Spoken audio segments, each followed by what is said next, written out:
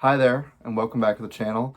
Today I have the New York Islanders as the next team up in my review of my What's Next series. What's next for each NHL team? Where are they now, and where are they headed for next season? So I want to talk about the Islanders today because they, to me, are a fascinating team, only made more fascinating by winning the draft lottery, right?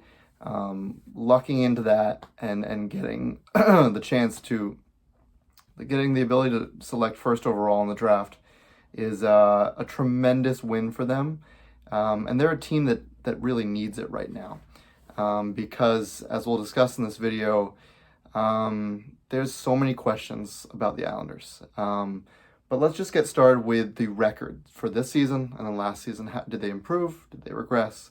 Well, this season they're a record of 35, 35 and 12, 500, but only 82 points. It's not good enough. That will not get you to the playoffs. But last season they were in the playoffs. They had an okay record, 39, 27, and 16 for 94 points. That's playoff worthy. That's more like it. So they regressed. And I think that was inevitable. I'm going to get into a little bit when I talk about their identity and I talk about what they should be. I'm gonna throw out the words retool and rebuild, and I'll give my thoughts on that. But I think this was inevitable that eventually, when you don't really get younger, at least not until the trade deadline of this season, when you don't get younger and you keep putting out the same guys, you don't really get any huge additions. I don't qualify Duclair as a huge addition. Sorry, Islanders fans. But yeah, so eventually you're going to regress, you're going to fall off, and that was the Islanders this season. Their GM is now gone, and that, I'm sure for a lot of Islanders fans, was like the best day. I have a lot of respect for Lou Lamoriello and his body of work and what he did for the Islanders prior to the last, 3-4 seasons. But it was definitely time to move on from old Lou. And now their GM spot is still vacant. Now, I've heard a lot of rumors. I've heard Marc Bergevin is really close. I've also heard Matthew Darche. It's apparently a two-man race at this point. I would definitely lean Darche if I was in charge of making that decision. If I was an Islanders fan, I'd definitely be rooting for Matthew Darche, who is the current AGM of the Tampa Bay Lightning. I think he's definitely someone who can, he's a new GM, a new head GM, if he were to be hired. And he's very forward-thinking. I like, obviously, the Lightning have had tons of success. So, and they were the guys that took out the Islanders in back-to-back years in the third round. So if you can't beat your enemy, join them, right? But they need to get this GM hire right. I think it would be a mistake to go with Marc Bergevin, who's just, the old boys club. In terms of a coach, they're still sticking with Patrick Roy.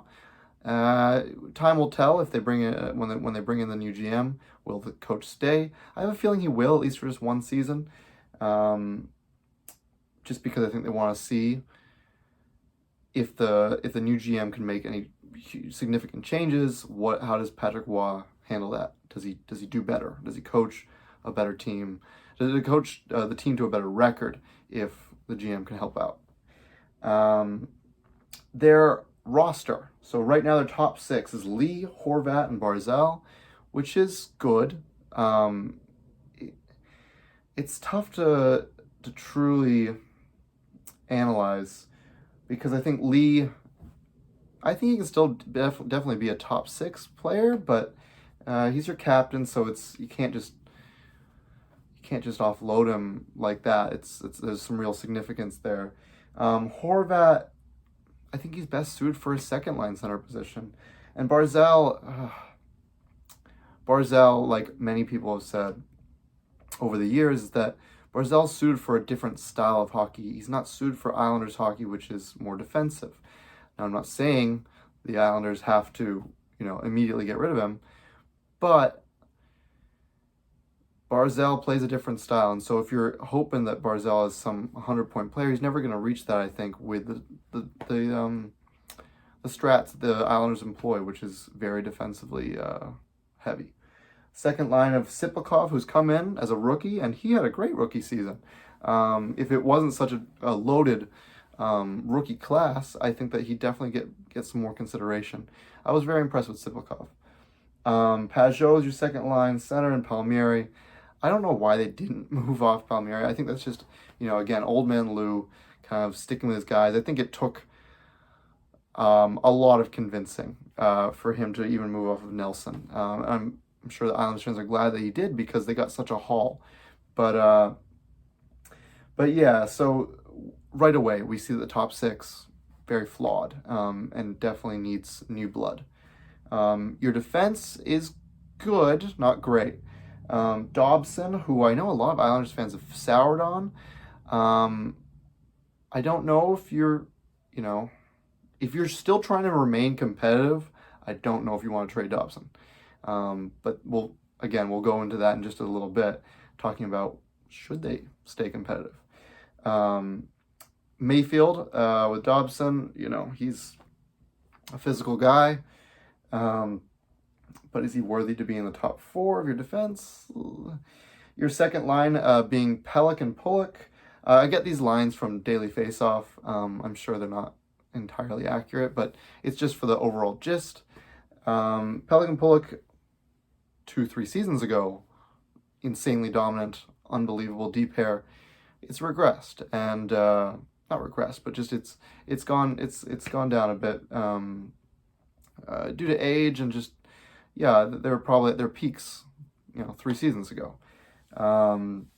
So the defense also needs new blood. The goaltending is the strongest area of the team, in my opinion. You've got Sorokin and Varlamov. Sorokin being, I definitely think he's a top 10 goalie, arguably top 5 in the whole league. I don't know if Patrick Waugh is too fond of him, which is its own problem. But Varlamov is also getting a lot of starts, which is good. You don't want to overplay Sorokin. I think that's a fantastic goaltending tandem. But it's not going to do a whole lot when you have so many holes in the rest of your roster. Looking at some stats, the goals for are 28th and the goals against are 21st. That's really bad. You need way more goals. Now, we've acknowledged that the Islanders do not play an offensive style, so less goals are to be expected, but 28th is nowhere near where you need to be if you're any type of contender for even a playoff spot or a wild card spot. And goals against 21st is also not good enough. I don't know if Patrick Waugh is the right person to coach this team, but if he's going to prove that he is, he's got to help somehow lift these stats up. You go on to the special teams and it's worse. It's some of the worst special teams I've ever seen. Power play percentage 31st and penalty kill percentage 31st. I think that's the worst special teams in the whole league of any team. I know that there's some people who are 32nd, but I don't think that they are sole owners of both spots there. So I think Islanders take the cake when it comes to bad special teams. So definitely something to improve for next season. Let's talk about the New York Islanders' identity. All right, so what are the New York Islanders? What is their identity? I'm so excited to talk about this because it's just one of my favorite things to talk about in hockey. It's like assessing where a team's at and what do they have to do in order to get them out of a rut. So I talked about, I've been talking about identities for all these, both teams. I talked about the Mammoth, I talked about the Canadiens. I put them in the ascender category of an identity. They are no longer rebuilding teams. They're trying to go up and get into squarely in the playoffs category. The Islanders, they're one of two. They're currently in no man's land, but that's soon going to change. They're going to pick a direction as soon as they get a new GM. So I didn't put no man's land because I know that's about to change. So they're either retoolers or rebuilders. And I want to discuss what's the difference, or at least in my opinion, what the difference is. Retoolers, you're trying to be good again soon, and the only way you can really do that is by looking through free agency or trade, or you could go the offer sheet route, but it's usually trade or free agency, and trying to add the assets that you are lacking right now. It usually means that if you do it right, which is rare, if you do it right, you will have temporary high success. Think about like the Capitals. The Capitals are a great example as a retool kind of done right here.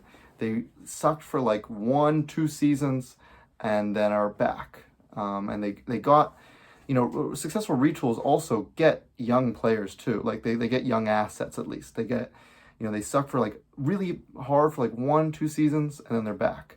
Whereas rebuilders, they tear it all down and want to suck for a while to get as many assets as possible so that they can, they build it through the draft. So which way do they go? Well, I think that they go, so I have for next season outlook. What do they want to be next season? It all depends on what they decide to go. I'm sure that upper management above, the president of the team, the owner, they have an idea of where they want to go, and they'll hire the GM that aligns and shares the same vision. So they could be a wild card team if they decide to go through the retool route.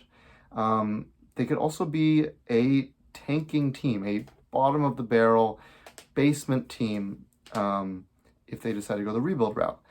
What I think they will go with differs from what I think they should go with.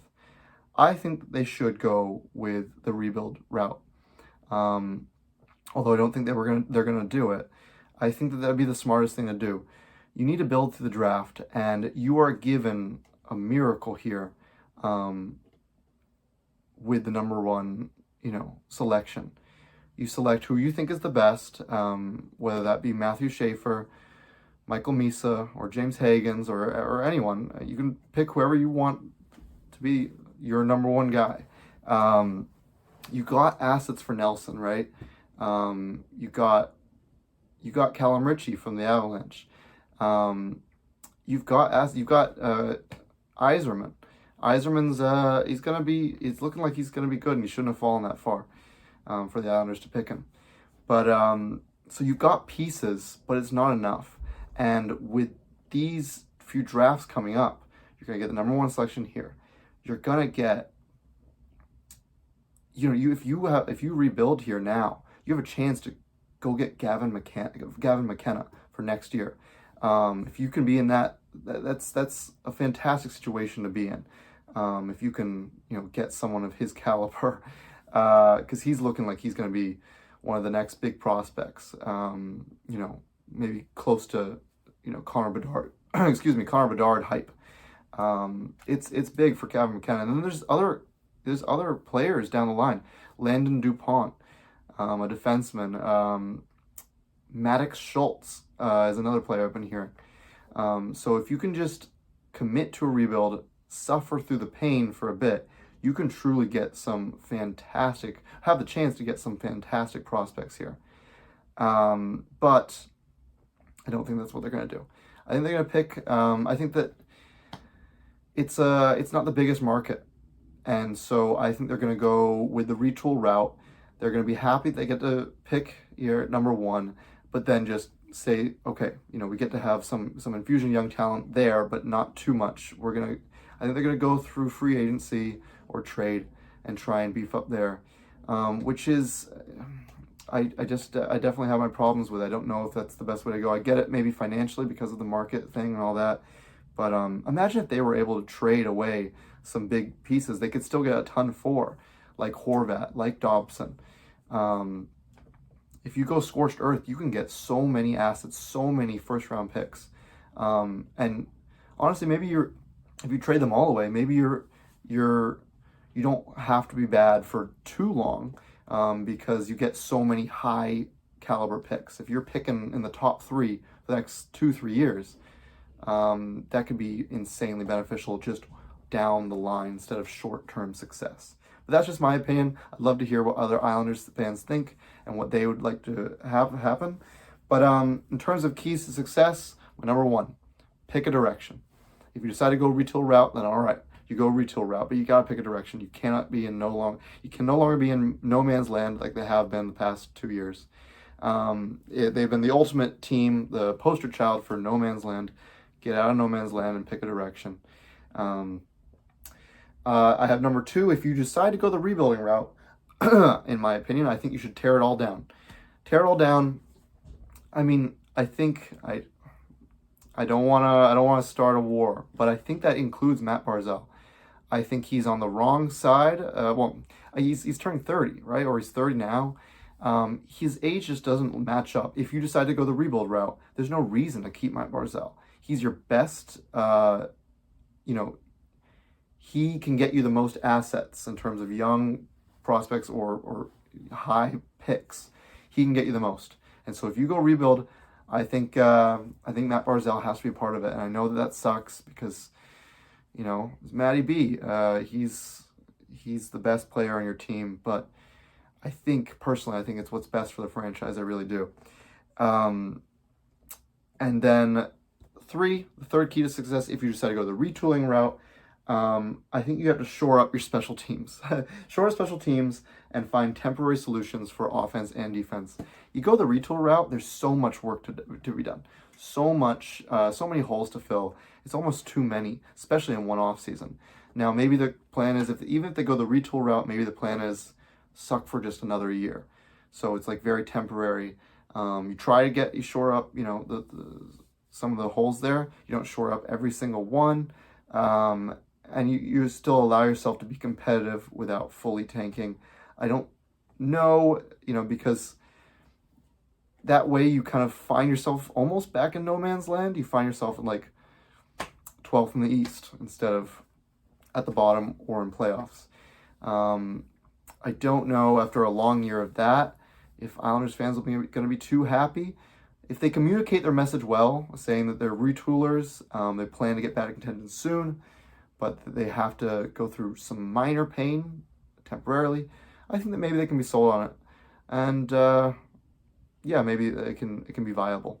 But yeah, those are my that's my thoughts on the New York Islanders, where they are right now, where they're headed. Looking forward, I can't wait to get into the other teams I'm looking to evaluate. But yeah, thank you so much for watching, and I'll see you in the next video.